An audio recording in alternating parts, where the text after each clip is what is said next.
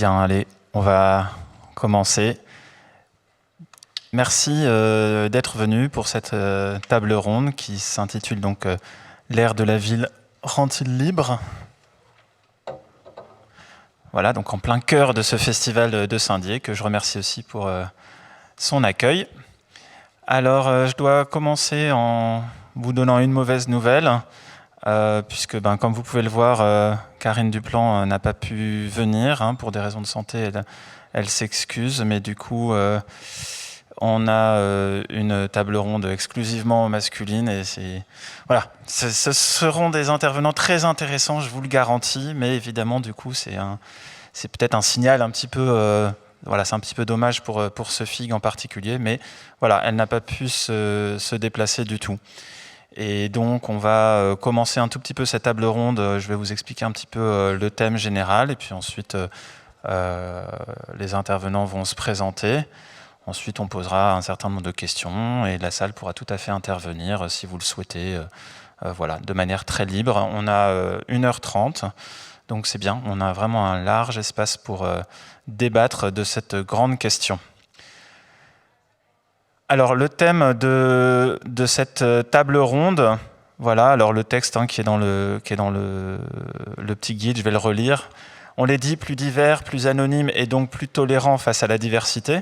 Par exemple, en ce qui concerne l'orientation sexuelle, les espaces urbains et l'anonymat qui les caractérise sont-ils réellement plus épanouissants que les espaces ruraux? Géographes et sociologues ont étudié les trajectoires qui, dans ces territoires, vérifient ou contredisent les clichés. Alors je tiens aussi à dire que moi ça m'intéresse beaucoup d'être sur cette table ronde parce que c'est pas moi qui ai écrit ce petit texte-là et j'ai beaucoup de choses à y redire, donc je pense que ça va lancer des petits débats intéressants. En tout cas, il y a bien des géographes et des sociologues ici, en tout cas il y a au moins un sociologue parmi nous, c'est Colin Giraud, que je te laisse te présenter. Ouais. Donc bonjour à toutes et à tous. Puis j'en profite pour remercier les organisatrices et les organisateurs de m'avoir invité. Je m'excuse par avance, je ne suis pas géographe, je suis sociologue. Mais bon, c'est pas forcément un défaut tout le temps. Oui, comme l'a dit Antoine, moi je suis maître de conférence en sociologie à l'université Paris-Nanterre.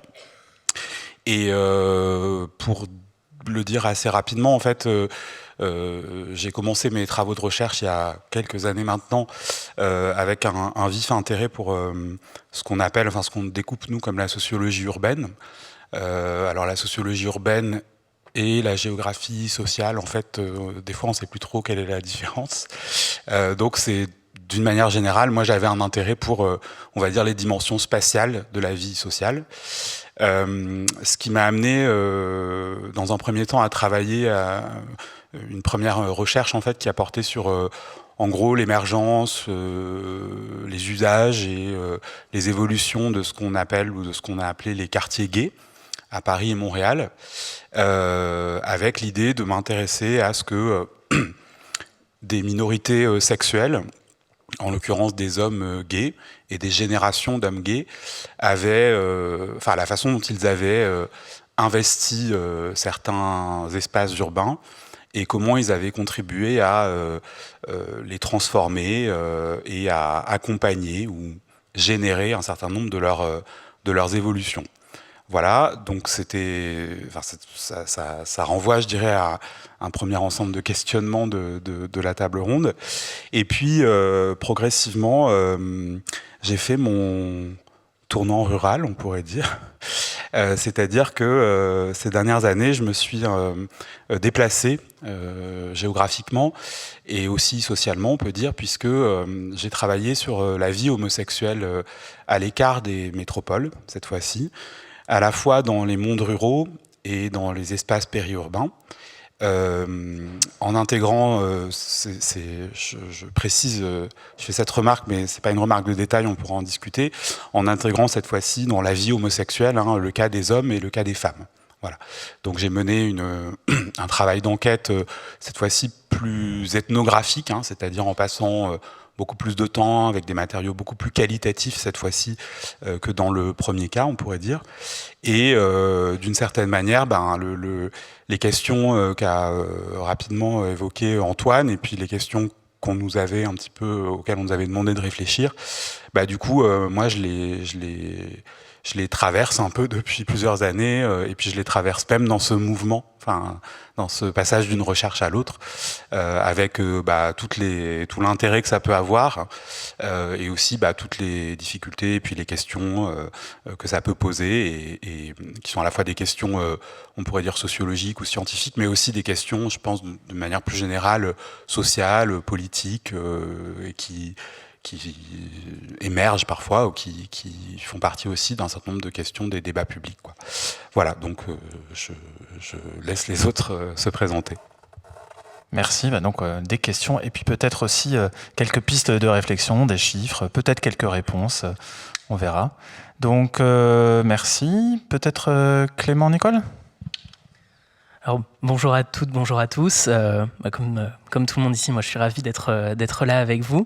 Donc moi je suis géographe, je suis doctorant en géographie à l'Université Paris 1 et je travaille sur une thématique qui a fortement à voir avec la thématique de cette table ronde, puisque je travaille sur les rencontres homosexuelles, sur les rencontres entre hommes en particulier, à partir des applications de rencontres. Et donc je travaille spécifiquement sur les applications de rencontres géolocalisées, et pour le résumer très rapidement, ce qui m'intéresse, c'est de savoir où est-ce que les gens se connectent, où est-ce que les gens vivent, où est-ce que les gens se rencontrent, et de savoir en fait si ces trois dimensions spatiales se superposent, s'opposent, et comment elles interagissent. Donc voilà, je suis sur cette dimension-là, et sur cette thématique de la ville en particulier, ça résonne beaucoup avec ce que je fais, puisque les cadres de rencontres ne sont pas les mêmes, ne sont pas nécessairement les mêmes à partir du moment où on est évidemment en ville ou dans des espaces ruraux, mais aussi dans des grandes villes, dans des villes moyennes, dans des petites villes. Il y a tout un gradient en fait à explorer pour comprendre les cadres socio-spatials de ces rencontres.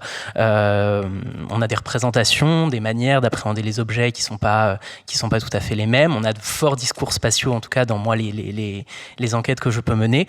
Et donc voilà, j'espère que mon travail et mon expérience pourra éclairer en tout cas les discussions qu'on va avoir dans cette prochaine heure et demie. Sûrement. Merci. Et donc, cette table ronde accueille aussi Théophile Plouvier qui nous a fait le plaisir de remplacer Karine Duplan. Je te laisse te présenter. Donc moi aussi je suis évidemment ravi de participer à cette table ronde, même si un peu déçu que Karine Duplan n'ait pas pu y participer. Je m'efforcerai d'être à la hauteur. Donc je suis Théophile Plouvier, doctorant en géographie à l'Université du Littoral Côte d'Opale à Dunkerque, dans les Hauts-de-France donc. Et moi, je travaille surtout sur la perception et les représentations de l'homophobie et la manière dont elles vont impacter en fait les spatialités et les pratiques spatiales des hommes gays, c'est-à-dire la manière dont ces perceptions vont en fait de par en fait la peur, la crainte de l'homophobie, par exemple impacter la façon dont on va fréquenter certains lieux ou ne pas les fréquenter justement par certaines craintes, mais également tout ce qui va concerner l'attitude et l'appropriation de l'espace public, notamment en termes de contrôle de son apparence, contrôle de ses faits et gestes, etc.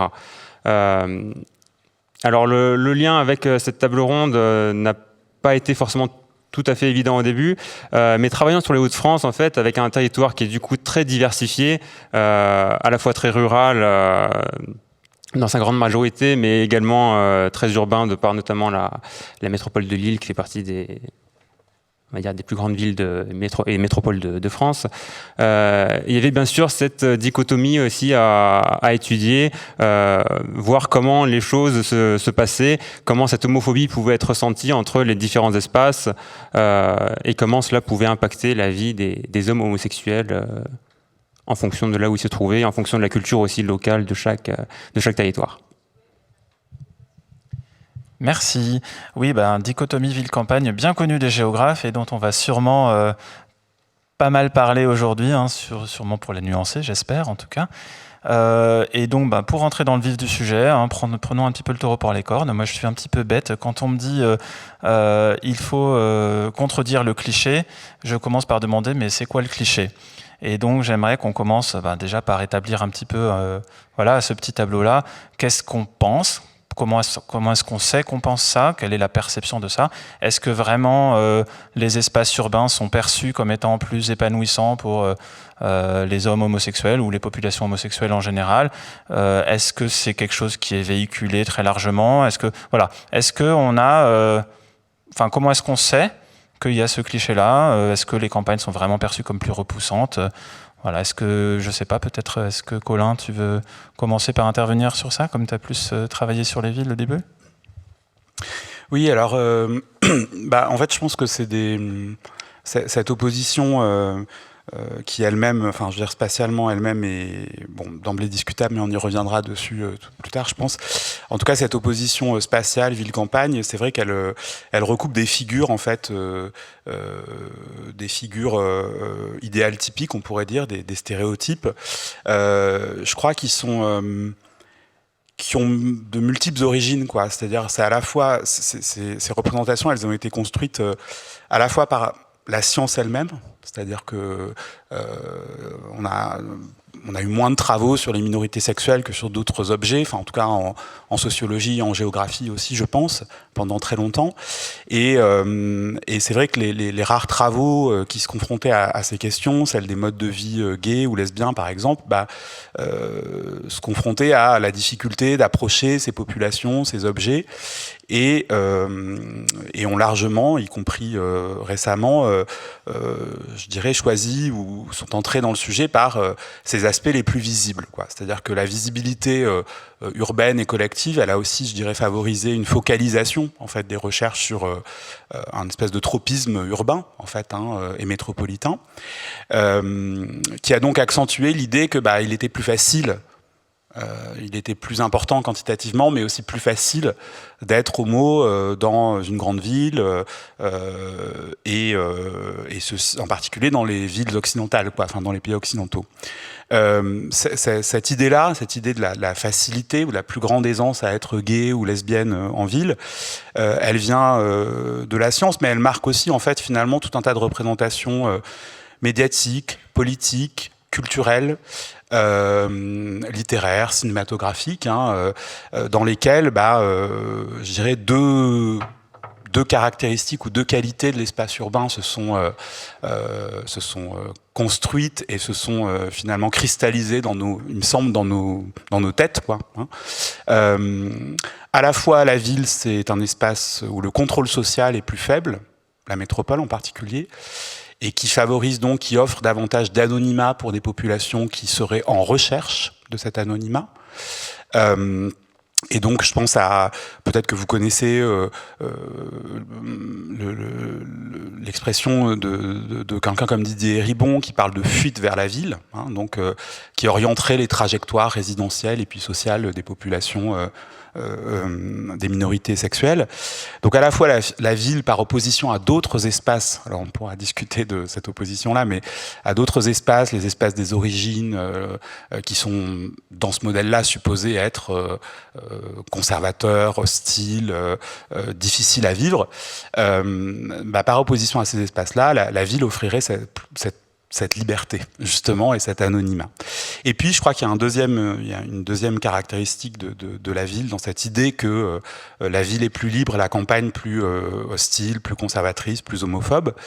Il y a aussi l'idée que, paradoxalement, la ville, à la fois, elle offre plus d'anonymat, elle offre la possibilité de se fondre dans la foule, on pourrait dire, mais en même temps, la ville, progressivement, et les métropoles occidentales contemporaines, elles ont aussi offert, à l'inverse, les moyens d'un entre-soi, d'une interconnaissance plus forte, les moyens de retrouver d'autres, les mêmes que soi, par le développement d'un certain nombre de réseaux, de connaissances, de lieux. Et donc, ce que certains ont métaphorisé comme le village dans la ville, en fait, d'une certaine manière, la grande ville, elle offre aussi, en fait, plus en termes de densité, de quantité d'individus, plus de gays et de lesbiennes potentiellement, et donc aussi des possibilités de rencontres, de rencontrer, que ce soit pour tout un tas de raisons, mais pour lier des sociabilités, qu'elles soient sexuelles, amoureuses, amicales, etc. Elle en offre plus que des espaces moins denses, plus périurbains, plus ruraux, etc. Donc je sais pas si j'ai résumé ce que tu avais en tête par cette espèce de cliché, Antoine, mais du coup, cette opposition, je pense que voilà, elle s'est construite essentiellement sur il me semble, sur ces deux qualités de l'espace urbain par opposition à d'autres. Et il me semble qu'elle n'a cessé pendant des années d'être renforcée par tout un tas de représentations qui ont à voir à la fois peut-être avec les travaux des chercheurs eux-mêmes, mais aussi avec des représentations, alors j'en sais rien, médiatiques, télévisées, journalistiques, et aussi on les retrouve aussi dans les cultures LGBT elles-mêmes, c'est-à-dire que c'est pas simplement des assignations de la population majoritaire aux minorités, mais ça a aussi été des représentations, des modèles, des figures qui, me semble-t-il, ont marqué l'histoire des cultures LGBT, quoi. Oui, alors il y a plusieurs choses que je note sur lesquelles on va revenir, je pense. Déjà, cette espèce de paradoxe intéressant entre anonymat et en fait plus d'anonymat et plus d'interconnaissance. Donc là, on va sûrement pouvoir y revenir un petit peu. Et je rebondis aussi sur ce que tu as dit un petit peu au début, sur le fait que voilà, on en parle beaucoup parce que c'est quelque chose qui est peut-être plus facile à étudier aussi. Et ça me fait penser, peut-être, je vais rebondir tout de suite sur l'idée de métronormativité qui a déjà été un petit peu vulgarisée, mais pas tant que ça. Alors peut-être, Théophile, tu pourrais intervenir sur ça, parce que je sais que tu as travaillé un petit peu dessus. Oui, donc la métronormativité, c'est un concept qui a été élaboré par Judith Jack Halberstam aux États-Unis. Et c'est justement un concept qui tend à critiquer ce focus sur les grandes villes, que ce soit par justement la culture populaire au niveau des médias de manière globale, mais également au niveau des scientifiques, avec la facilité en fait dont la population urbaine est bien plus aisée à étudier que la population rurale, qui est très disparate, qui est parfois très dispersée sur le territoire. Quelque chose de tout simple, mais faire des enquêtes ou des entretiens dans une population, c'est bien évidemment plus facile à faire lorsque vous êtes en centre-ville, que vous avez un vivier de personnes potentielles à interroger, très concentrées et très rassemblées, que dans des espaces beaucoup plus disséminés en termes de densité de population. Et autre chose, c'est aussi cette métronormativité mettait également en critique le fait que on a trop souvent donné la parole dans les sociologies et les sciences des sexualités de manière générale à des personnes qui étaient justement dans ce milieu urbain ou issues de ce milieu urbain, ou alors qui avaient justement fui le milieu rural ou les petites villes parce que c'était des modes de vie qui ne leur correspondaient pas, ou qui subissaient par exemple de l'homophobie dans ces milieux-là. Mais donc la mise en lumière des expériences et des subjectivités homosexuelles de personnes qui habitent dans le milieu rural et qui ont choisi de s'y maintenir, par exemple, a été très tardivement explorée, notamment à partir des années 2000 aux États-Unis et en France très récemment, notamment avec les travaux de Colin Giraud. Donc voilà, on retombe sur cette question, mais qui était quand même jusqu'ici un petit peu invisible, la même question de qui fait la science, qui édicte la norme, et c'était peut-être un espèce de petit trou noir là, parce que on se posait peut-être pas cette question-là en termes de, en fait, ceux qui édictent la science sont des urbains, peut-être, en tout cas sur ces questions-là. On a déjà parlé de pas mal de choses, mais alors est-ce que métronormativité, c'est uniquement sur les très grandes villes ? Est-ce que c'est tous les milieux urbains ? Est-ce qu'on peut commencer à développer un petit peu plus ces nuances-là entre sortir un petit peu de ville-campagne et dire un petit peu ce qui se passe un petit peu autour, parler du périurbain, peut-être d'autres milieux pour essayer de préciser un petit peu ce sujet-là. Est-ce que l'un d'entre vous veut partir là-dessus ? Clément ? Ouais, déjà pour approfondir un peu la notion de métronormativité, pour donner un peu une idée de ce focus qu'il y a pu y avoir dans la production sociologique et géographique. En fait, quand on cherche en sociologie ou en géographie francophone des références sur les minorités sexuelles, on trouve des travaux sur New York, sur Chicago, sur Berlin, sur Londres, dans une moindre mesure sur Bruxelles, mais en fait sur San Francisco et Los Angeles évidemment. Et en fait on trouve des travaux sur non seulement des très grandes villes qui pour pas mal d'entre elles, en tout cas en Europe, sont des capitales, et la configuration géographique d'une capitale européenne, c'est quand même une configuration effectivement assez spécifique. On est sur un type de ville qui est assez particulier déjà, parce qu'on est sur des villes avec des très fortes densités de population, avec souvent des quartiers gays extrêmement visibles et implantés en centre-ville. Et effectivement, ce type de configuration géographique, il ne se retrouve pas à toutes les échelles. C'est-à-dire que quand on passe sur une métropole, sur des métropoles régionales en Europe, on n'est pas tout à fait sur un type de configuration. Typiquement, il me semble que la configuration d'un quartier gay comme le Marais à Paris, comme Chueca à Madrid ou Soho à Londres, c'est des choses qu'on ne va pas retrouver à une échelle régionale. Si on prend en France, il n'y a pas vraiment de quartier gay comparable à ce qu'on peut trouver dans le Marais, avec une aussi forte densité, une aussi forte concentration de commerces homosexuels ou de commerces à destination des LGBT. Et donc ça, effectivement, c'est une première réponse à cette diversité un petit peu de l'objet ville. Et puis, moi, l'objet ville, j'aime bien aussi l'appréhender un petit peu de l'intérieur. C'est-à-dire que là, on a beaucoup parlé de commerce, on a parlé de quartiers. Et en fait, on parle de quartiers centraux. Et les villes, évidemment, elles sont beaucoup plus grandes que ça. Et quand ce qu'on associe à la géographie urbaine, on a des quartiers périphériques, on a des quartiers périurbains, on a des quartiers qui peuvent être très loin des villes, on a des quartiers qui ne sont pas forcément des quartiers aisés, comme peuvent l'être les centres-villes.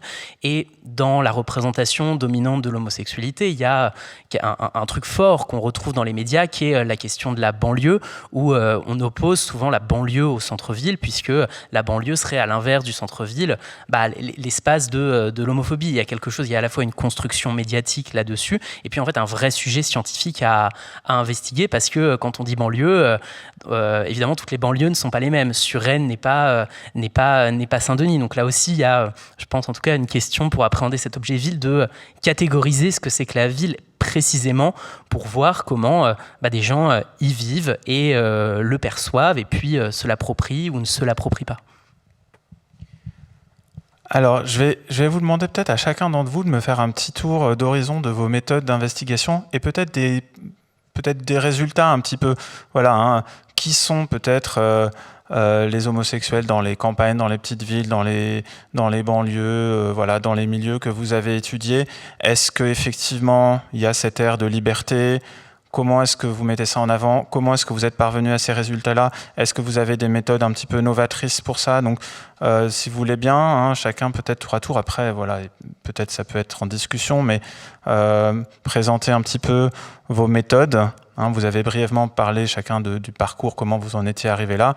Et maintenant, un petit peu plus en profondeur, comment on étudie ça, parce que finalement, le vivier est peut-être un peu moins facile à appréhender dans les milieux ruraux, par exemple, peut-être même dans les banlieues. Comment est-ce qu'on fait du quantitatif ? Est-ce que c'est facile de dire ? Est-ce que c'est facile de faire des listes ? De cartographier ? Voilà. Donc, qui veut commencer ? Allez, Théophile. Oui, alors moi, le premier problème que j'ai rencontré, c'était que la plupart des marqueurs spatiaux en fait de la vie homosexuelle sont des marqueurs liés à la ville. C'est-à-dire qu'on va parler de densité commerciale, de nombre d'associations, d'espaces communautaires LGBT, et ce sont tous là des indicateurs qui sont très fortement liés à la densité de population. Plus vous allez avoir de population, plus vous allez avoir de commerce, etc. Donc la première question que je me suis posée, c'était comment arriver à trouver des indicateurs de présence ou de mode de vie homosexuel qui ne soient pas directement liés au phénomène urbain et à la concentration en un même point d'un certain nombre de commerces, etc. Et ça n'a pas été évident déjà. Et du coup, je me suis un peu mis de côté, essayer de voir en fait qu'est-ce que le milieu rural ou plus généralement les espaces périphériques avaient à offrir aussi en termes de pratiques homosexuelles. Et c'est aussi pour cela que ça m'a mené notamment vers le domaine de la drague masculine. Parce qu'en fait, dans la littérature, il y a une très forte présence des caractéristiques naturelles de cette pratique. C'est-à-dire que il y a un fantasme lié à l'espace naturel, au fait d'être seul dans la nature, la liberté que ça procure, etc.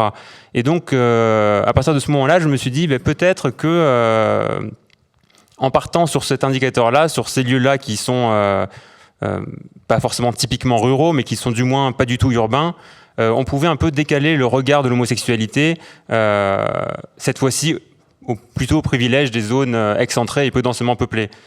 Et c'est justement à partir de cela que je me suis rendu compte que l'homosexualité pouvait prendre des formes très diverses qui ne correspondent pas du tout aux formes communautaires urbaines qu'on peut connaître, mais que malgré tout, dans ces territoires-là qui vont être excentrés, qui sont très rarement investigués, puisque la réalité c'est que certains lieux de drague homosexuels sont des fois perdus au milieu des champs, dans les bois, etc. Donc concrètement, personne n'y passe, personne ne sait que ça existe, à part quand il y a vraiment des zones de passage et des activités qui peuvent se passer au même endroit et au même moment par des jeux de concordance. Mais globalement, voilà, c'est des choses qui échappent totalement à l'œil des sciences de la sexualité. Et alors, ça ne permet pas forcément de dire après est-ce que c'est des espaces qui rendent plus libres ou pas, mais ça permet déjà de remettre un peu les choses à niveau, de montrer qu'il y a des pratiques qui sont vraiment ancrées dans le territoire et que celles-ci sont vraiment différentes selon qu'on soit en ville, comme disait Clément, dans la banlieue ou encore dans les milieux ruraux, les petits villages. Moi, je trouve que déjà, indiquer qu'il y a plus de diversité, c'est aussi indiquer plus de liberté. Enfin, on pourra en rediscuter, mais Colin, peut-être ? Ouais, dans la continuité, je vais dire que d'une certaine manière, moi, mon premier travail sur la socio-histoire des quartiers gays, en fait, la vraie question de recherche derrière, c'était le rôle des gays dans la gentrification de certains quartiers centraux à Paris et Montréal. Dans cette première recherche, bon, maintenant c'est facile de dire que c'était facile méthodologiquement parce que ça l'était pas, mais d'une certaine manière, c'est vrai que l'existence de ces marqueurs institutionnels, en fait, elle rend plus facile l'accès au terrain et au comportement qu'on veut étudier. Alors, elle donne évidemment qu'une face de l'iceberg, hein, parce que toutes les populations homosexuelles n'ont pas toutes les mêmes styles de vie et se retrouvent pas toutes aussi proches des institutions qui sont accessibles. Mais moi, j'ai réussi, pas non plus un exploit, mais j'ai voulu quantifier. Donc j'ai quantifié certaines choses sur l'histoire des commerces, par exemple. Je suis passé par un espèce de tour de passe-passe en étudiant la localisation géographique des abonnements à Tétu dans Paris à partir du fichier de cette revue, parce que j'avais quand même cette obsession résidentielle en tête. Hein. Les quartiers gays, c'est des quartiers de commerce, de visibilité, etc. Mais moi, je voulais quand même essayer de me confronter à la question résidentielle ou pas. Est-ce que c'est aussi des quartiers dans lesquels les populations gays habitent plus qu'ailleurs et plus que d'autres ? Bon. Donc j'ai plus ou moins montré que probablement oui à une période, dans le cas du Marais, probablement moins ensuite. Ça c'est pour les résultats. Et puis après oui, j'ai développé des méthodes qualitatives assez classiques de la sociologie, essentiellement l'entretien, le récit de trajectoire et l'entretien sur les modes de vie d'habitants gays de ces quartiers-là. Et puis de l'observation dans certains lieux que j'avais choisis un petit peu pour leurs caractéristiques qui m'intéressaient particulièrement sur ce que j'essayais de regarder. J'avais aussi fait de l'archive d'ailleurs, parce que ce qui m'intéressait, c'était aussi la façon dont un quartier, et un quartier gay par exemple, était aussi le produit d'une construction sociale, quoi. Qu'un quartier, c'était aussi quelque chose qui était construit d'un point de vue symbolique, hein, en termes d'image. Et donc j'avais dépouillé des archives de presse homosexuelle et généraliste sur la période qui m'intéressait pour voir comment ces images avaient participé aussi à la construction de ce que c'était que ce quartier. Alors c'est vrai que quand on passe dans des espaces éloignés de la visibilité collective, du coup, on se confronte à ce que disait Théophile, c'est-à-dire espèce de difficulté de départ, quoi, fondamentale, qui est ok, j'arrive, il n'y a rien de ce que j'ai vu ailleurs. Est-ce que si je ne vois rien, c'est qu'il y a vraiment rien? Ça, seul le temps de l'enquête permet de montrer que non. C'est-à-dire que en fait, pour récupérer, attraper les gens, j'ai envie de dire, il faut faire feu de tout bois, au début au moins. Tenter des petites entrées institutionnelles quand elles existent, elles marchent pas très bien, mobiliser ses propres réseaux personnels quand on en a ou quand on essaie de s'en construire, essayer d'aller sur des lieux effectivement où on peut voir émerger une présence homosexuelle spécifique.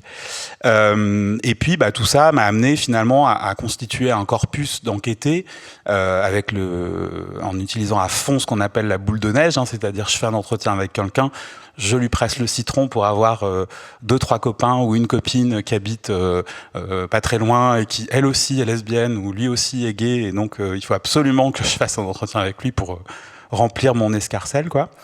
Et puis de l'observation, et là je dirais, moi je terminerai là-dessus, mais plus sur ce terrain-là que sur l'autre, très clairement, mais je pense que c'est impossible autrement, mais ça c'est mon avis, l'approche, ou en tout cas la démarche ethnographique, c'est-à-dire en fait passer du temps sur place, accepter provisoirement que sa vie personnelle soit dictée par la vie de l'enquête, et donc ça demande d'être disponible, de pouvoir le faire matériellement, de pouvoir le faire en termes de temps, mais devenir soi-même en fait quasiment une personne du terrain. Alors moi je suis gay et j'étais originaire de cet endroit, donc bien sûr je l'ai pas choisi non plus complètement au hasard, parce que je savais que ça conditionnait probablement un accès au terrain. Et donc voilà, prendre le temps de dépasser le regard de départ sur l'invisibilité, sur le désert homosexuel, pour finalement arriver, alors pas toujours, ça marche pas toujours, et puis des fois on est déçu, mais pour finalement arriver à atteindre justement, par exemple, je dirais des lieux ou des formes de vie collectives en fait se construisent, même si elles ne sont pas dans une visibilité aux yeux des autres, quoi. Et ça, moi je pense que, on en reparlera peut-être, mais moi c'est ce qui m'a le plus intéressé, et ce qui m'a sans doute le plus surpris en fait aussi, c'est que ce soit autour des lieux de drague, autour des plages de rivières, autour des soirées dans des campings, etc., d'y accéder, mais d'y accéder avec le temps en fait. Je crois que aujourd'hui, je peux dire que j'ai perdu du temps, que j'aurais dû tout, mais en fait, je crois pas. Je crois que c'est difficile de faire plus vite sur ce type de terrain. Ça me fait un petit peu penser, je te donne la parole dans une minute, mais ça me fait un petit peu penser à ces observations de la nature, ou par exemple, quand on regarde du sable, une seconde, on voit rien, et puis quand on se force à regarder vraiment plus attentivement, où on commence à voir toute une vie, tout un tas de choses qui bougent, qui vivent. Et je me demande aussi dans quelle mesure est-ce que c'est aidant ou au contraire contraignant de se situer comme urbain ou comme gay pour des méthodes comme ça. Est-ce que c'est même nécessaire peut-être? Parce que si j'ai bien compris, donc c'est aussi apprendre à voir quelque chose qui se donne pas à voir facilement, et donc peut-être arriver à prendre le temps de saisir tout un tas de nuances, de petites choses, de petites barrières dans l'espace, ou au contraire de petits passages, ou des choses comme ça. Donc ça, c'est quelque chose que peut-être vous pourrez discuter après, le fait de se situer comme ça dans cette recherche. Clément, je te laisse la parole, parce que je crois que tu as aussi des méthodes assez innovantes. Oui, donc moi, je travaille beaucoup, en tout cas jusqu'ici, avec des méthodes qualitatives. Donc, c'est-à-dire que j'ai fait des entretiens avec des usagers des applications de rencontres, à la fois sur leur pratique des applications de rencontres, et puis sur leur trajectoire biographique, c'est-à-dire où ils ont grandi, où ils ont été, quelle a été leur trajectoire géographique, en fait, et sociale, jusqu'au moment de l'entretien. Et ça répondait à ce souci, justement, de déconstruire cette question de la ville, d'essayer de déconstruire un peu cette métronormativité. C'est-à-dire que dans un certain nombre d'enquêtes qui ont pu être faites dans les années 90 ou dans les années 2000, qui étaient passionnantes parce que c'était les premières enquêtes sur les minorités sexuelles en français, on avait effectivement un biais urbain qui était que les personnes interrogées étaient des urbains, en fait à Paris la plupart du temps, puisque Paris a été, pour des raisons historiques, le grand terrain de recherche sur cette question. Et évidemment, quand on interroge des gens qui vivent à Paris sur leur trajectoire géographique, évidemment qu'on va avoir des discours très forts sur oui, moi, la campagne, oui, moi, ma petite ville, puisqu'on les interroge à la fin de leur trajectoire en ville. Et moi, c'est pour ça que c'est quelque chose qui m'a paru intéressant, justement, d'essayer de restituer ces trajectoires géographiques et finalement les perceptions et les constructions qu'on a pu s'y associer.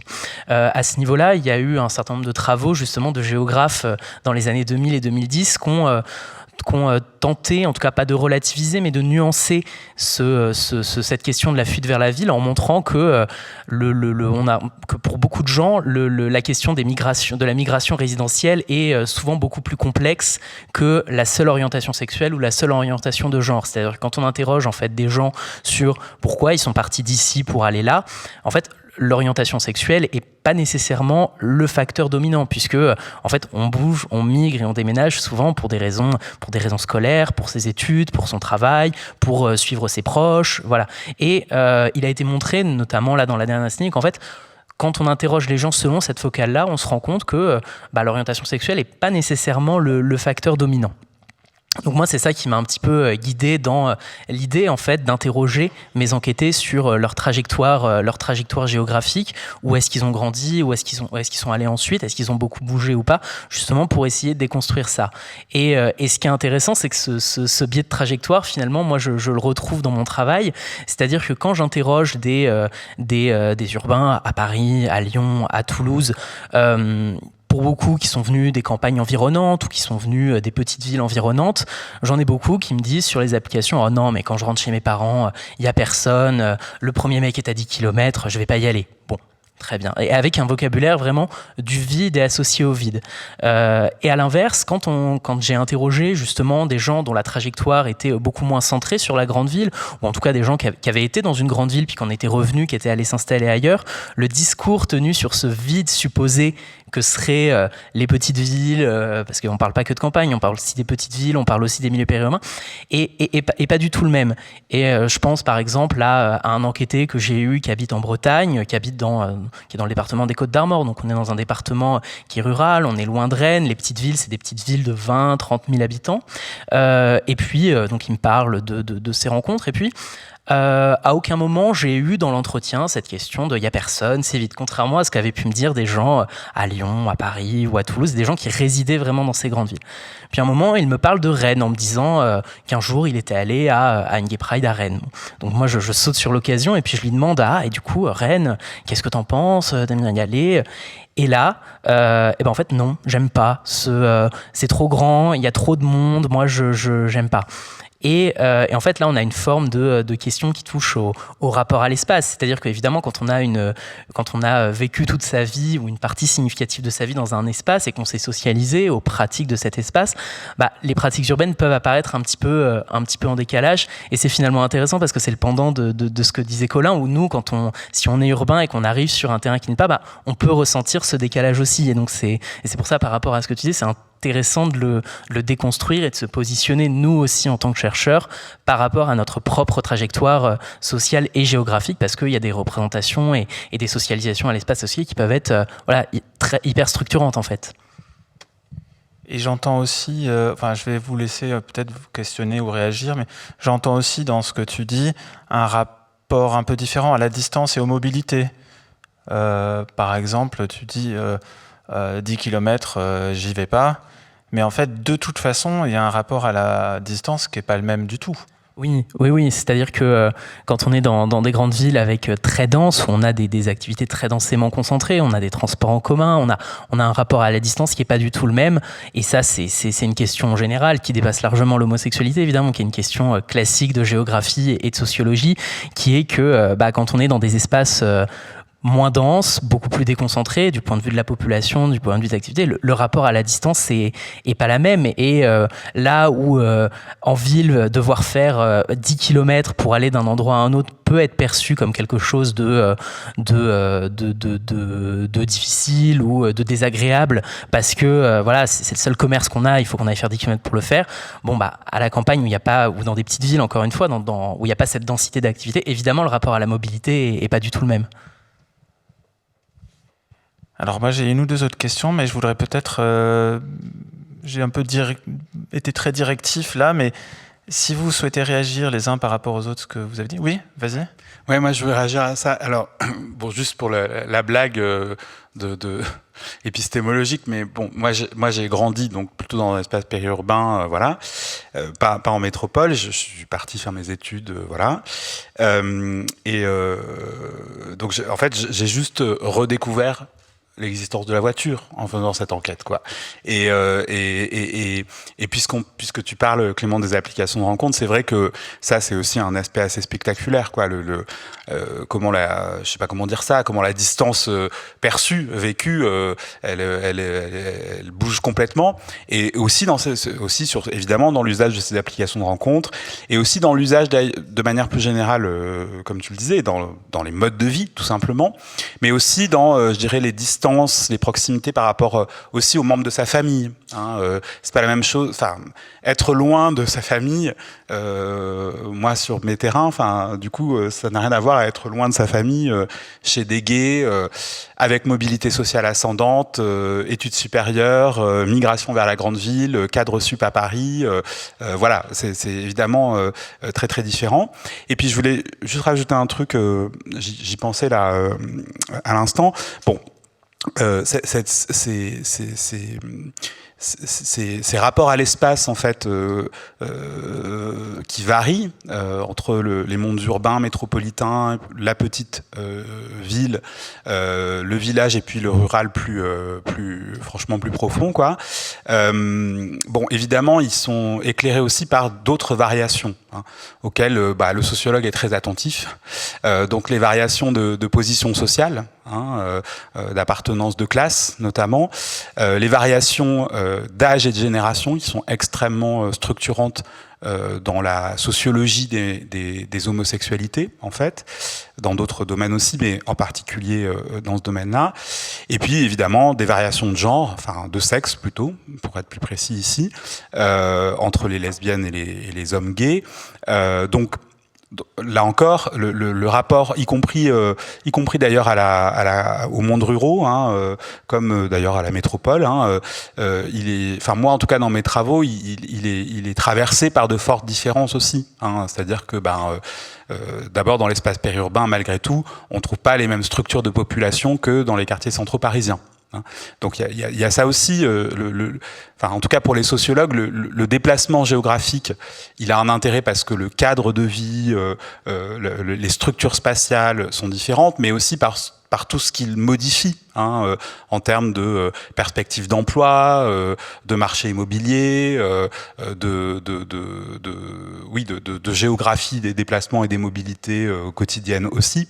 Donc ça, ce sont des principes qui font beaucoup varier aussi les rapports à l'espace urbain, les rapports à l'espace quotidien, et je terminerai aussi les manières d'être gay ou d'être lesbienne. Parce que là, quand le breton, entre guillemets, exprime non pas une fuite vers la ville, mais presque une fuite de la ville, en fait, je pense qu'il faut aussi y associer probablement, ou en tout cas mettre ça en relation avec des manières d'être gay qui sont pas uniformes, quoi. Et donc du coup qui là sont peut-être spécifiques par rapport à d'autres populations probablement plus diplômées, plus favorisées, que moi j'ai pu rencontrer sur mes premiers terrains, quoi.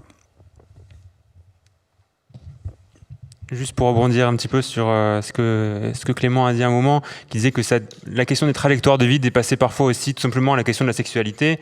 C'est quelque chose qui est de plus en plus mis en avant, justement, d'arrêter de se focaliser sur la différence de l'orientation sexuelle pour voir justement le trajet de vie en fonction des grandes étapes qui peuvent la structurer, notamment tout ce qui est arrivé dans la vie sexuelle, la mise en couple, etc. Et en fait, on se rend compte de plus en plus que ces éléments-là ne sont au final pas très différents des populations hétérosexuelles. On peut notamment voir en Australie que la répartition des couples gays sur le territoire, une fois que les gens sont mis en couple, ont tendance à s'éloigner des centres-villes, à plutôt aller habiter dans le périurbain, voire un peu plus à la campagne. C'est notamment aussi beaucoup le cas pour les lesbiennes qui, une fois qu'elles ont un enfant, ont tendance à s'éloigner et à se réintroduire justement dans ces territoires qui initialement étaient perçus comme des zones un peu vides de personnes LGBT. Mais alors, est-ce que dans ces cas-là, vous parleriez d'hétéronormativité ou du coup, au contraire, est-ce que justement le concept d'hétéronormativité n'est plus valide en fait ?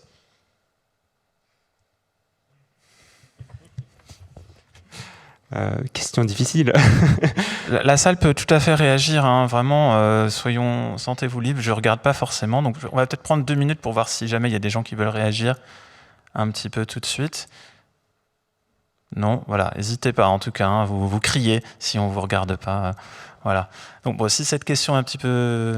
Oui, après tout dépend ce qu'on entend par hétéronormativité. Après, quand je parle de couple, par exemple, on peut très bien ne pas être dans un couple normé, on va dire.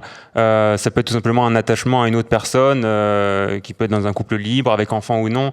Les configurations sont multiples. On peut peut-être plutôt parler de stabilisation de la vie émotionnelle. Je sais pas, il y a peut-être un terme plus barbare pour cela, mais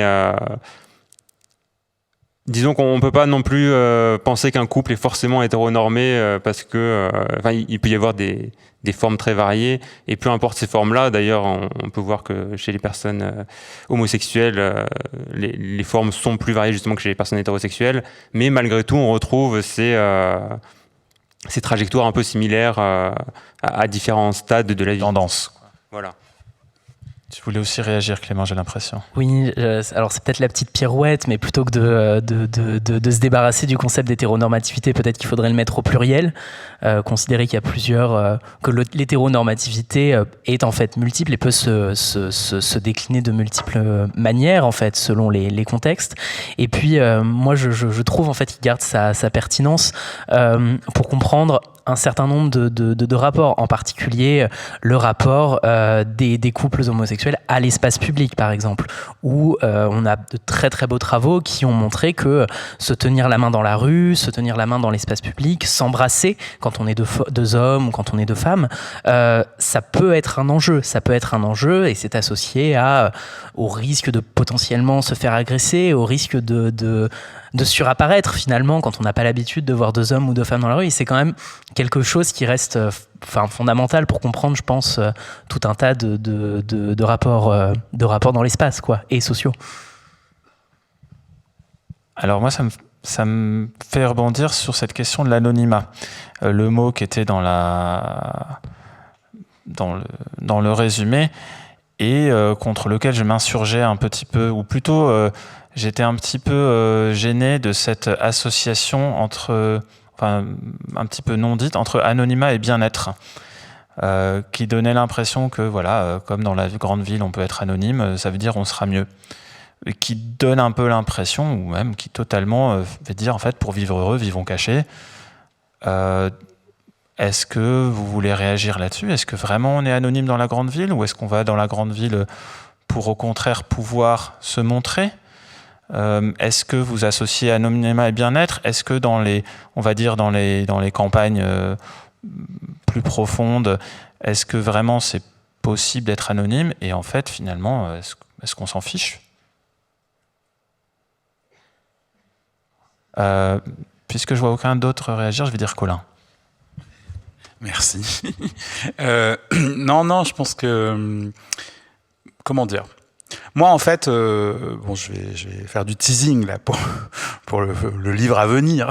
Mais je crois qu'en fait, puisqu'on est parti de espèce d'opposition de départ en fait entre ville et campagne, moi je pense que les travaux, il me semble que aujourd'hui, dans ce qui se fait, dans ce qui est en train de se faire, dans ce qui va se faire, ou dans peut-être ce qui s'est fait ces derniers temps.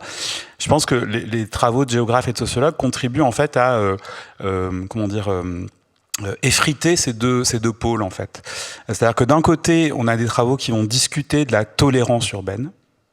C'est-à-dire qu'en fait, on va montrer, par exemple, puisqu'on parlait des gestes d'affection dans la rue, je pense aux travaux de Catan et Leroy là, qui ont cartographié les géographies du possible en fait, du visible possible dans l'espace urbain, et qui montre bien, comme on disait tout à l'heure, que l'urbain ou la métropole en soi, ça veut pas dire grand-chose, parce que elle est fragmentée, elle est ségrégée, elle est différenciée, et que donc il y a des espaces, il y a une géographie des possibles en fait qui est même hyper fine en réalité, et qui est même encore plus fine quand on interroge les gens eux-mêmes sur leurs pratiques, et on se rend compte que oui, ils ont un certain nombre de stratégies, etc. Bon, donc cette espèce d'idée que la grande ville c'est émancipateur, tolérant, etc. Bon, je pense que je serais pas à court d'arguments de dire que ce modèle-là, il s'effrite pas mal sous l'effet des travaux, des résultats, etc.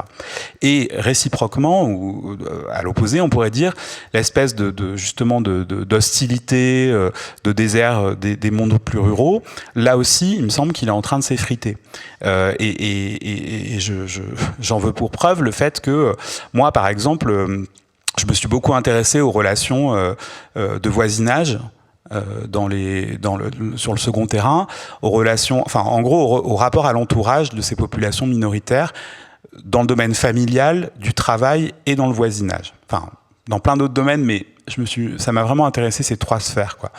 Et une fois qu'on interroge les gens, qu'on passe du temps avec eux, etc., on se rend compte que des homosexuels ouvriers habitant dans un village de 5000 habitants à 2 heures d'une grande ville, on va dire, c'est pas des gens, c'est des gens qui sont pas dans le placard en réalité, dont l'homosexualité est connue à l'usine, dont l'homosexualité est connue en famille, et pas simplement connue, ils vont en couple au repas de Noël de l'usine, tu vois. Les voisins, ils les connaissent, ils ont des pratiques de voisinage assez typiques de ce genre d'espace et de ce genre de catégorie sociale. Alors, il y a des petites interactions, je dirais, il y a des petits frottements au départ. D'une certaine manière, d'ailleurs, comme quand on arrive nouvel habitant dans un logement, dans un village, quoi. Il y a il y a la phase d'après, il faut s'apprivoiser, il y a la phase d'approche, etc. Mais moi, j'ai pas, voilà. Ce qui m'a frappé, c'est que cette espèce d'homophobie systématique, attendue d'une certaine manière, elle n'était pas si flagrante que ça, voire même, elle n'était pas vraiment très très nette, quoi. Alors, je vais pas dresser un portrait bisounours des mondes ruraux, en particulier des mondes ruraux des campagnes en déclin, des mondes ruraux les plus désindustrialisés, etc., etc. Mais d'une certaine manière, je trouve qu'on est en train de rééquilibrer la balance. Et je terminerai juste là-dessus, mais sur le premier pôle, en fait, sur l'aspect plutôt d'acceptation en ville, à condition, ou sous contrôle. Je vous renvoie au livre d'une collègue, la Sylvie Tissot, Gay Friendly.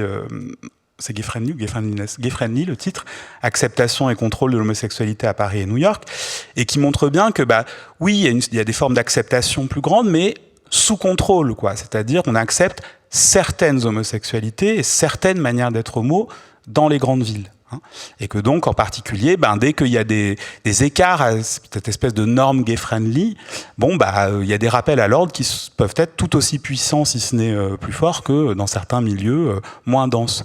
Donc, je ne sais pas si ça répond probablement pas à ta question exactement, Antoine, mais du coup, mais c'est pour dire aussi que cette recherche d'anonymat qu'on a un peu cristallisé dans nos esprits pendant longtemps, oui, il y a des configurations dans lesquelles on l'observe pas, parce que aussi l'intensité des relations sociales, par exemple dans certains mondes ruraux, ne se caractérise pas par quelque chose de négatif pour les gens, c'est-à-dire que il y a des couples gays ou des couples lesbiens qui vivent dans des espaces moins denses, avec moins d'espaces de sociabilité spécifiquement LGBT, et qui ne sont pas pour autant dans une recherche d'un espace où ils seraient plus anonymes, voire même On pourra développer les cas les plus spectaculaires, mais voire même certains qui progressivement deviennent des figures notables d'une petite ville ou d'un village, et qui précisément aussi peuvent, alors on peut aller loin dans l'interprétation, mais aussi servir d'une certaine manière aux autres à, d'une certaine manière, accéder à d'autres choses, se sentir, se distinguer des autres villages du coin, parce que le maire est gay, par exemple, et que donc du coup ça accompagne aussi une composition sociale locale particulière, une histoire politique locale particulière, mais tout ça se passe en 2020 dans des villages de moins de 500 habitants, et le maire et son conjoint, son mari, personne n'est dans le placard ici. Je veux dire, alors après, ce qui est marrant, c'est que néanmoins, dans les espaces publics, il peut subsister des formes de censure ou de contrôle, mais qui sont dites en entretien comme moi de toute façon j'aurais une femme, ce serait pareil, j'irais pas lui rouler des pelles sur la place du village à 11h du matin. Bon, alors après à nous tous et nous toutes, ou nous chercheurs et chercheuses, de se dire c'est quoi la part d'autocontrôle liée à une hétéronorme, ou est-ce que moi à ce stade-là je suis encore pas tout à fait sûr de moi sur comment interpréter ça mais en tout cas dans les faits le placard il est ouvert, et d'une certaine manière la recherche d'une plus grande tolérance ailleurs, elle n'est pas spécialement perceptible Est-ce que Théophile ou Clément voulaient réagir sur cette question-là aussi, ou quelqu'un dans la salle? Sinon, je rebondis sur cet ailleurs dont tu parles. Est-ce que vous avez eu l'occasion d'interroger des personnes peut-être d'autres pays ou d'autres villes, ou de voir un petit peu s'il y avait une composante, culturelle ou occidentale ou française, qui était très visible dans cette opposition-là, qu'on a essayé de décortiquer, de déconstruire un petit peu? Parce que je crois que Clément, toi, tu as essayé de travailler un petit peu sur Athènes aussi. Alors oui, mais c'est quelque chose qui est encore très, très embryonnaire. En tout cas, l'enquête est pas faite, mais au moins pour donner quelques éléments de réponse, il y a quelque chose d'occidentalo-centré, je sais pas, en tout cas quelque chose de cet ordre-là, dans la mesure où une ville, et les formes que prend une ville, c'est quelque chose qui est situé géographiquement, c'est-à-dire que nos villes européennes, avec notre centre très dense, nos grands boulevards, toutes ces constructions, la banlieue, c'est quelque chose qui est très situé, qu'on ne retrouve pas forcément ailleurs, et il suffit pas forcément d'aller extrêmement loin en fait pour observer ces différences-là. On va en Grèce, effectivement, moi qui est un de mes terrains préférés. Athènes, on n'est pas du tout dans un clone de Paris à ce niveau-là. C'est une urbanité complètement différente. Et puis, Après, les contextes nationaux changent aussi. Il y a des contextes nationaux qui sont aussi peut-être plus tolérants que d'autres. Il n'y a pas besoin d'aller très loin pour le voir. On le voit dans l'Union européenne aujourd'hui, avec toutes les questions qui se posent autour de la Pologne, autour de la Hongrie. Moi, j'essaie de l'aborder à partir de la Grèce, parce que c'est un pays qui a une histoire un peu différente vis-à-vis de l'acceptation, vis-à-vis de l'homosexualité. Mais en tout cas, il est évident que tout ça joue sans doute dans le rapport à la ville. Après, en termes je pose plus de questions que de réponses encore à ce stade, Oui, on a eu des pistes, mais pas tant de chiffres que ça finalement. Est-ce que je pose la question. Je m'adresse à vous. Est-ce que vous avez des questions? Est-ce que vous voulez creuser une piste plus qu'une autre à ce stade? Je vois pas beaucoup de mains qui se lèvent, donc on va continuer entre nous. Mais n'hésitez pas, parce que Alors j'avais quand même envie de continuer sur cette piste-là, mais en demandant à Théophile, parce que toi tu travailles à l'échelle régionale, et du coup je me demandais si ça apportait quelque chose de particulier, cette échelle-là finalement, parce que c'est une échelle qui a, je crois, été assez peu étudiée dans ce cadre-là. Oui, c'est surtout une des grandes critiques qui a été faite sur les principaux travaux en géographie des sexualités, c'est qu'on a toujours tendance à isoler les territoires qui sont étudiés et à ne les prendre comme que des vases clos, c'est-à-dire que les urbains fréquentent le milieu urbain et les ruraux fréquentent le milieu rural. L'avantage de l'échelle régionale, c'est aussi d'arriver à voir les interactions entre les différents territoires. C'est peut-être une des grandes différences avec les travaux américains, c'est qu'en France, on n'a pas vraiment de rural très profond. À savoir que dans les Hauts-de-France, par exemple, on est rarement à plus d'une heure et demie de route d'une ville assez conséquente. Donc on n'a pas vraiment ce phénomène de personnes qui vivent totalement à l'extérieur des villes, qui n'y mettent jamais les pieds, qui ne fréquentent jamais les centres commerciaux périurbains, etc. Donc prendre cette échelle régionale, c'est aussi un avantage pour voir comment les différents territoires interagissent entre eux et comment les homosexuels qui vivent sur ces territoires s'approprient de manière différenciée ces différents territoires selon là où ils habitent et là où ils travaillent et là où ils sociabilisent. Je pense que c'est d'ailleurs quelque chose qui a été un peu travaillé par Colin. Sur le fait notamment que des personnes qui vivent dans l'espace rural peuvent très bien aussi prendre un week-end, une soirée, etc. pour aller dans la ville la plus proche et fréquenter des commerces LGBT. C'est quelque chose qui est tout à fait possible, mais qui pourtant a été assez peu exploré dans la littérature jusque-là. Alors, quelles sont vos solutions en termes de production scientifique, en termes d'études? Comment est-ce que vous allez produire des résultats? Est-ce que c'est pas trop difficile de produire des cartes ou des enquêtes quantitatives ou des productions scientifiques, je dirais, traditionnelles, alors qu'on est dans quelque chose qui est peu visible, qui est très nuancé, qui est très diversifié, qui change beaucoup d'un espace à l'autre? Donc, quelles sont vos méthodes, peut-être directes, ou alors vos biais pour faire connaître ces résultats, ces productions? Théophile. Je pense que je vais peut-être un petit peu déborder.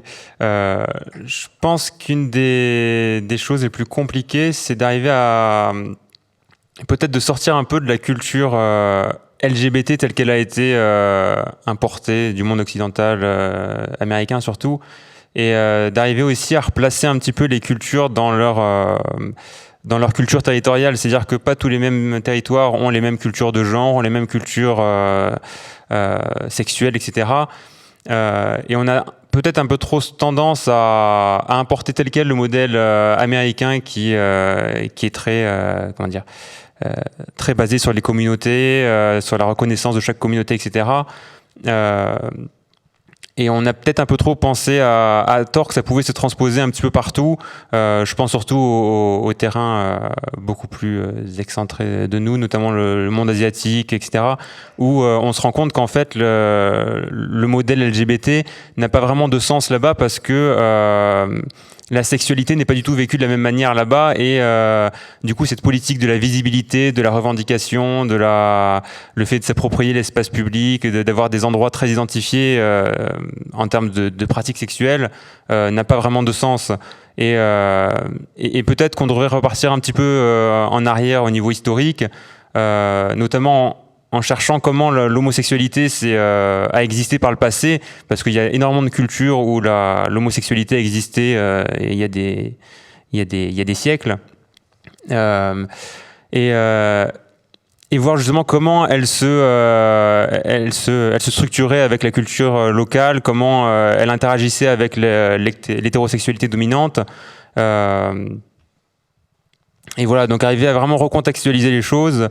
Alors là, je parle de pays différents, mais c'est bien évidemment le cas aussi dans le monde rural et urbain. On l'a montré, c'est-à-dire qu'il y a des modes de vie vraiment différents. Les gens ne perçoivent pas le territoire, les distances, la sociabilité de la même manière. Et peut-être que j'aurais tendance à dire que est-ce que le modèle gay et lesbien est vraiment adapté au monde rural ? Est-ce qu'on ne devrait pas repartir un peu plus sur la pratique sexuelle ? Et c'est un peu là où j'essaie de me replacer, de parler même de désir homosexuel, voir comment certaines personnes vraiment ne revendiquent pas ce modèle gay et lesbien et essaient un peu de le façonner et de l'intégrer un peu dans la culture locale pour que ça fonctionne un peu plus facilement avec leur mode de vie qu'ils ont été leurs parents, etc. je ne sais pas si, si je réponds tout à fait à la question, mais... Bah, si. Enfin, moi, je trouve mise en perspective assez vertigineuse, même. J'ai l'impression que Colin et Clément, vous vouliez tous les deux réagir. Je ne sais pas. Colin ? Non, enfin, oui, mais je pensais plutôt à ta question sur la forme des résultats, en fait, dont tu parlais. Je pense qu'en fait, je pense qu'il y a plein de choses qui sont possibles en réalité. Je dis ça parce que là, je rentre dans un colloque qui était consacré à sexualité et classe sociale, où il y avait une table ronde sur les méthodes quantitatives, voilà, centrée là-dessus. Et je pense à, peut-être que tu connais d'ailleurs, Clément Marie Bergström. Donc c'est une sociologue qui a beaucoup travaillé sur les applications de rencontres, avec une bonne armada de méthodes quantitatives, de capture de données numériques, d'analyse de réseau, etc. Et donc enfin, quand on parle avec elle, qui est beaucoup plus compétente que moi dans ce domaine, bon, elle voit pas spécialement de difficultés. Elle dit, bah non, la fameuse thèse sur Grindr à partir de méthodes quantitatives, oui, elle reste à faire, mais c'est faisable et il faut la faire. Donc je pense que voilà, y compris dans le monde rural, c'est-à-dire on pourrait, pour les gens qui sont compétents et intéressés par le sujet, on pourrait probablement le faire. Après, bon, il y a des données quand même, hein, il n'y a pas rien non plus. Moi, je travaille un peu aussi sur une enquête qui s'appelle l'enquête Virage, qui est une enquête de l'INED qui est consacrée aux violences de genre en population générale, mais qui comporte une extension à spécifiquement un échantillon de population LGBT. Alors moi, je travaille essentiellement sur les populations LG, lesbiennes et gays, mais du coup, il y a un certain nombre d'informations qui sont intéressantes parce qu'il y a beaucoup de répondants. Alors, dans ces grandes enquêtes, déjà, moi, je ne suis pas satisfait par les informations de type spatial, alors j'imagine même pas les géographes.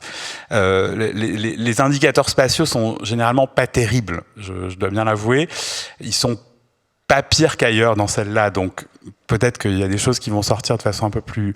Mais c'est vrai qu'on a du mal à avoir l'échantillon de population homosexuelle satisfaisant du point de vue des critères statistiques, on va dire, hein, parce que bon, on peut se satisfaire que l'orientation sexuelle soit pas présente dans les données du recensement en France, mais quand on est chercheur, des fois on se dit zut, ce serait peut-être pas mal quand même, la vie serait plus simple du point de vue scientifique.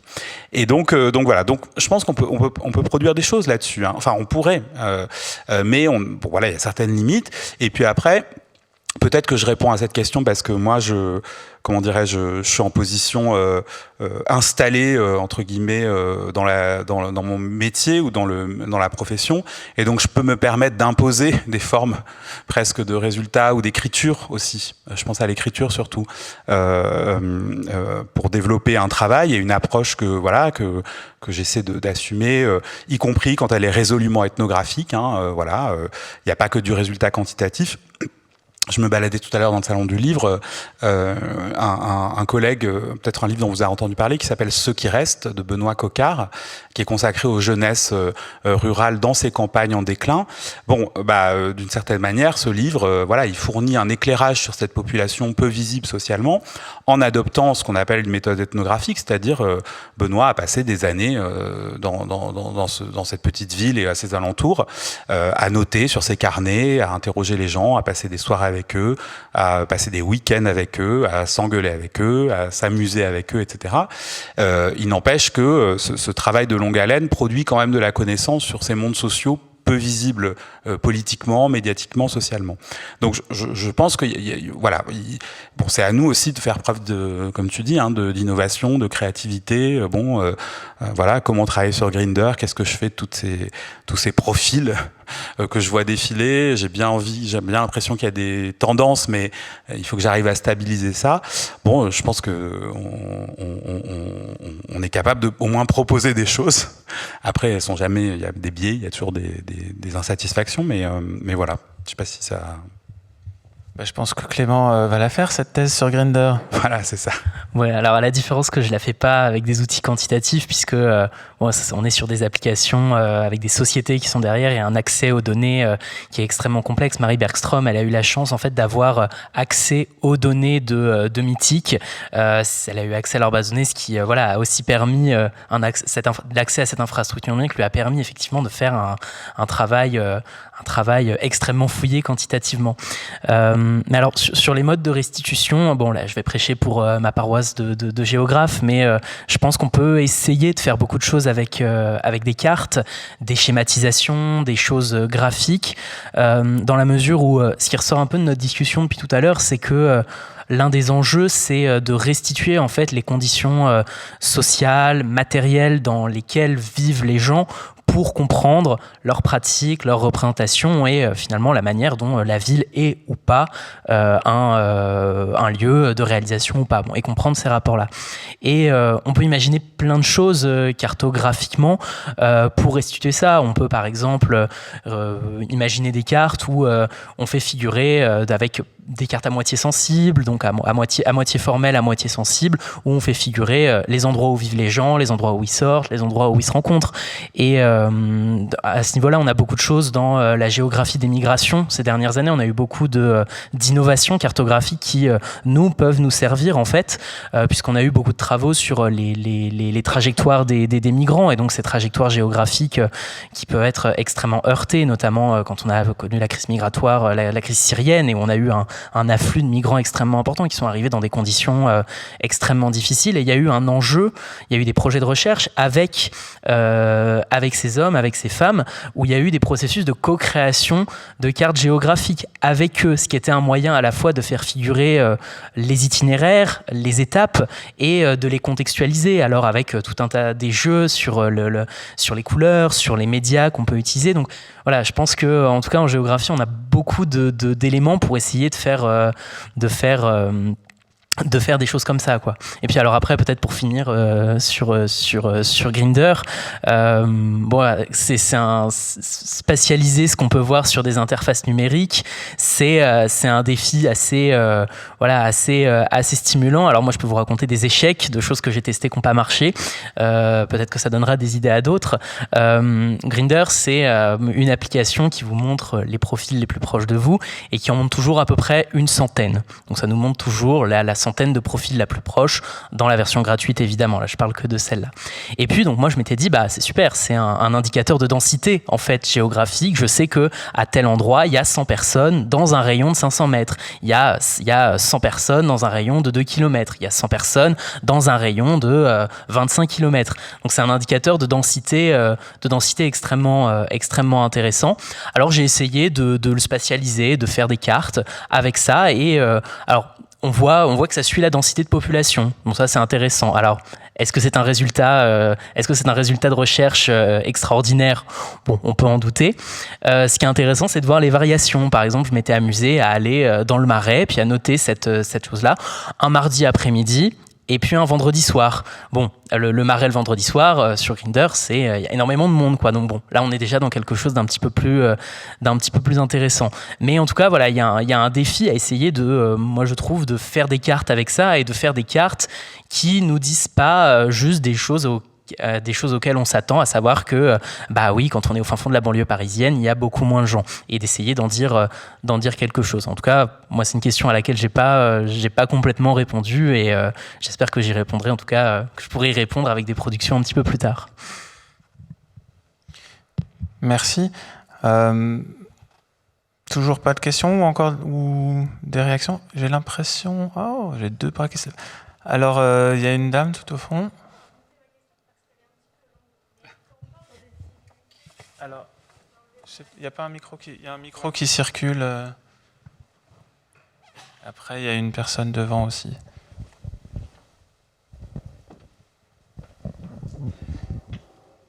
Oui, bonjour. Quand on parle de la visibilité homosexuelle dans les métropoles, l'homosexualité, donc gay, lesbienne, on se rend compte que quand on déambule dans les quartiers tels que le Marais à Paris, la visibilité gay, elle est supérieure à la visibilité lesbienne. Et donc quand on évoque cette inégale visibilité entre gays et lesbiennes, est-ce qu'on peut remonter à l'inégalité homme-femme ?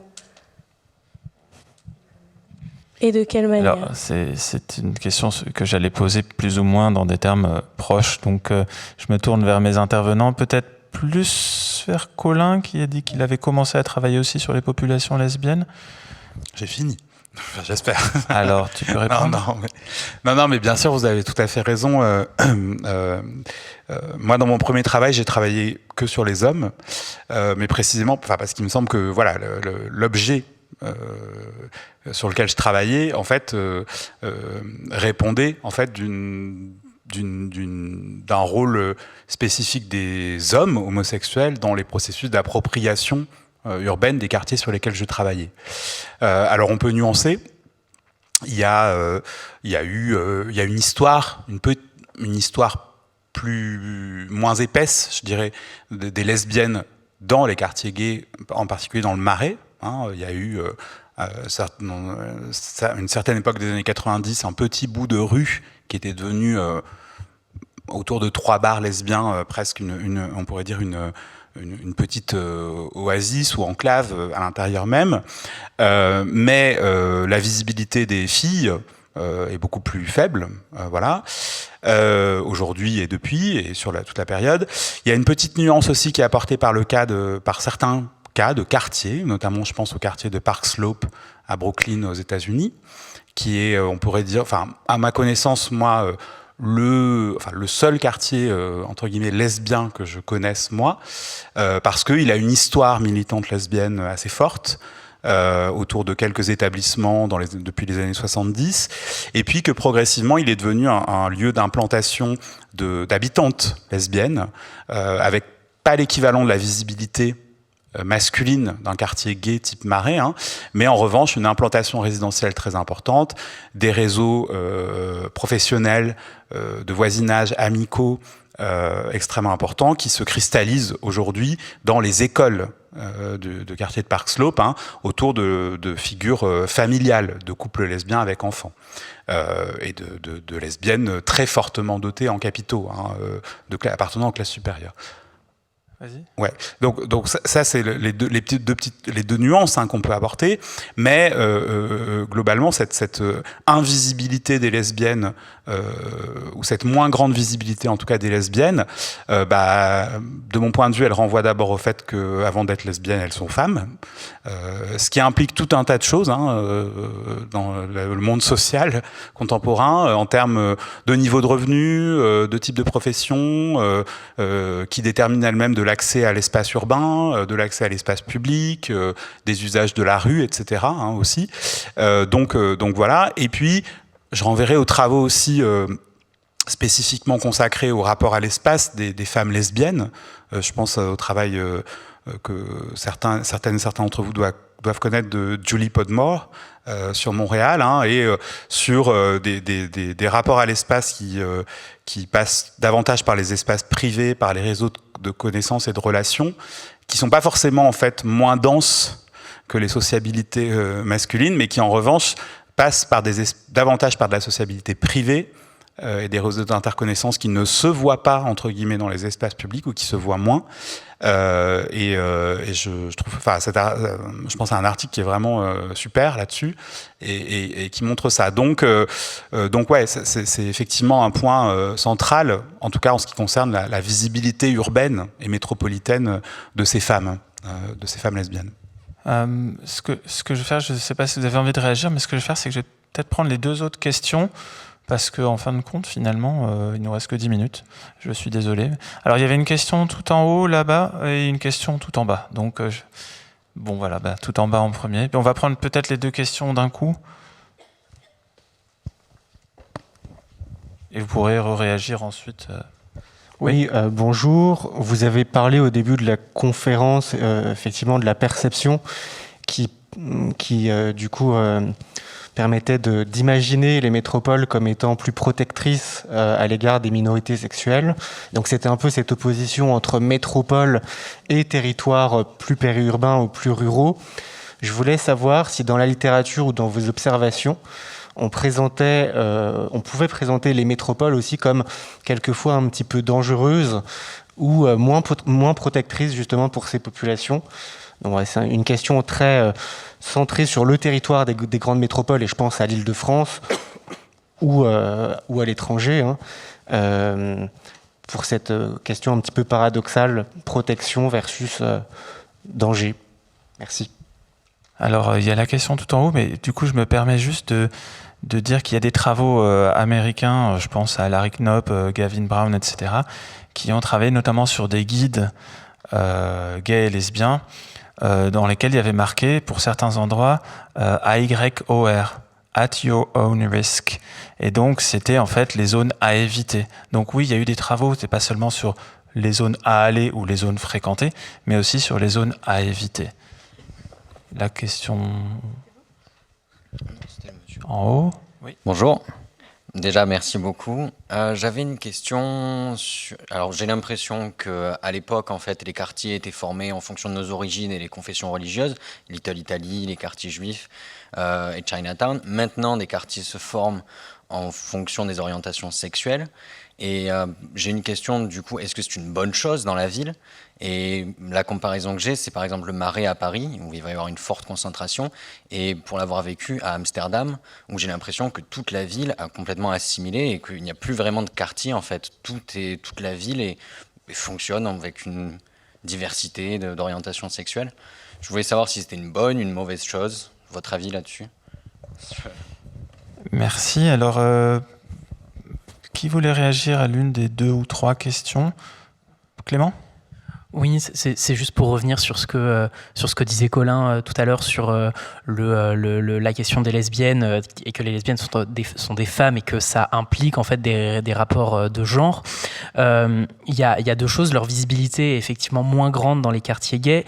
On a pour autant des enquêtes, et je pense à Nadine Catan et Stéphane Leroy, qui montrent en fait que typiquement à Paris, le Marais reste quand même un espace de référence pour les femmes, dans la mesure où c'est l'espace où c'est le plus possible pour elles de se tenir la main. Et quand je dis espace de référence, c'est espace de référence au sens où, dans l'enquête de Nadine Catan et Stéphane Leroy, c'est le seul endroit dans Paris où les femmes interrogées disent oui, là on se tient la main, là on s'embrasse. Donc c'est plus une fonction d'espace référent.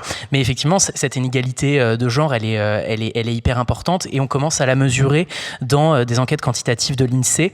C'est-à-dire que maintenant, on a les 5 ans de recul, enfin plus que 5 ans, même maintenant les années de recul sur le mariage pour tous.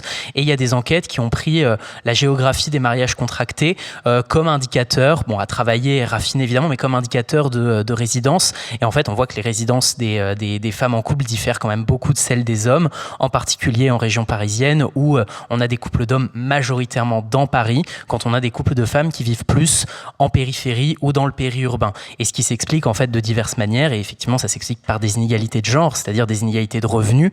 Il faut pouvoir se loger dans Paris. On sait que les femmes gagnent en moyenne 20 ou 30% de moins que les hommes, donc c'est un enjeu. On sait que les couples femmes ont plus souvent des enfants que les couples d'hommes. Alors c'est peut-être en train de changer, mais c'était en tout cas une donnée qu'on avait avant sur les couples de femmes par rapport aux couples d'hommes. Et voilà, tout ça se mixe en boule de neige, puisque pour se loger dans Paris, qui plus est quand on a des enfants, ça demande des niveaux de revenus particuliers. Donc en tout cas, cette inégalité, elle est fondamentale, et on la retrouve en fait, qu'on soit à un niveau très très micro de l'individu ou à un niveau effectivement beaucoup plus macro sur une échelle régionale ou quoi. Alors, est-ce que quelqu'un de vous veut réagir sur la question sur les métropoles éventuellement présentées comme dangereuses, Théophile ?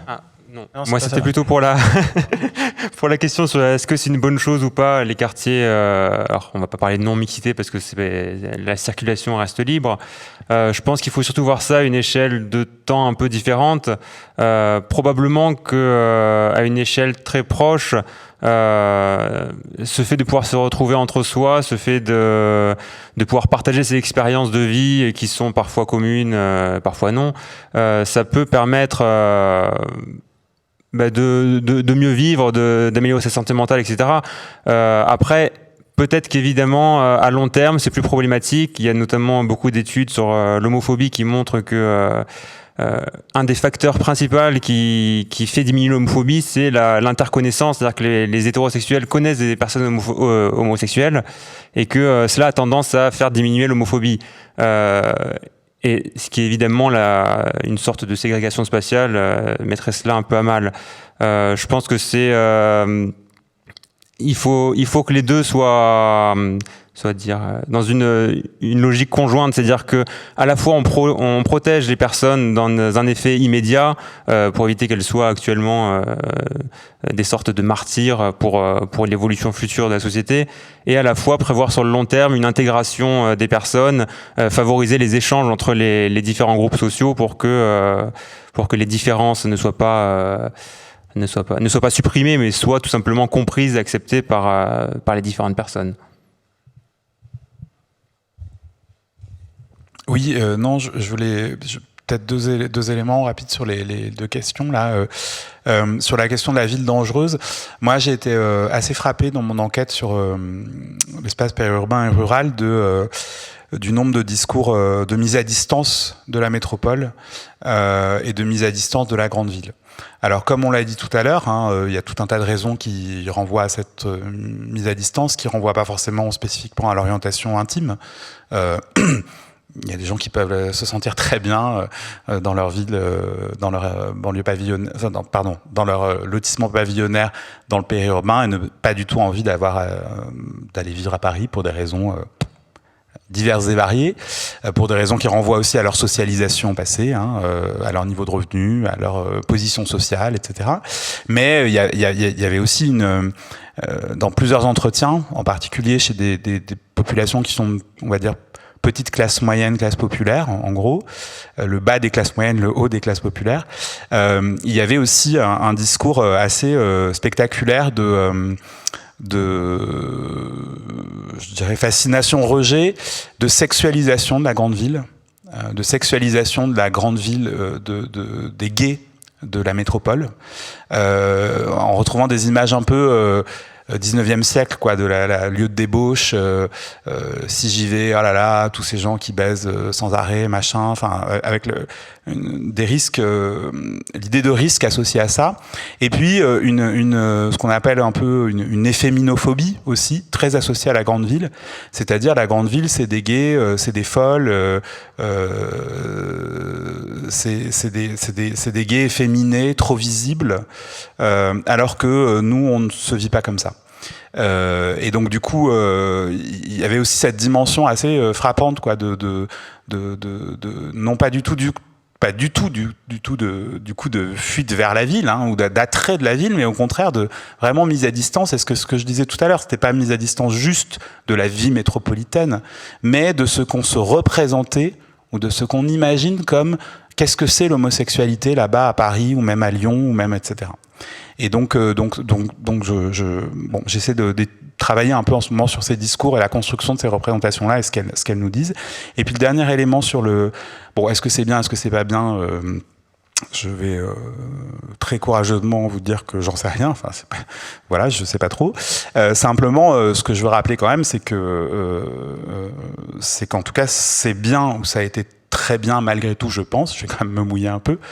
Ça a été très bien, et c'est très bien pour des gens qui, par ailleurs, peuvent avoir des expériences de se faire taper, se faire insulter, se faire cracher dessus, et ne pas pouvoir vivre la vie qu'ils ont envie de vivre, quoi. Ne pas pouvoir embrasser qui ils veulent ou toucher qui ils veulent. Donc, il faut quand même rappeler la fonction de refuge essentielle qu'ont joué ces espaces, ces lieux, ces quartiers, pour certaines générations, pour certaines populations, qui n'ont pas accès, donc qui n'avaient pas accès en tout cas à une époque, et qui pour certaines fractions des classes les plus défavorisées n'ont pas accès non plus à des espaces safe dans le reste de leur vie, dans leur lieu de travail ou dans les lieux qu'ils fréquentent. Donc je pense que dans le grand débat sans fin, sur lequel on va pas commencer maintenant, mais sur la fin ou pas des quartiers gays, qui est un débat très présent dans la littérature, notamment américaine, je crois que, en tout cas pour certaines populations, ça reste des espaces quand même de référence et des espaces presque vitaux, j'ai envie de dire, pour certaines dimensions de leur vie en tout cas.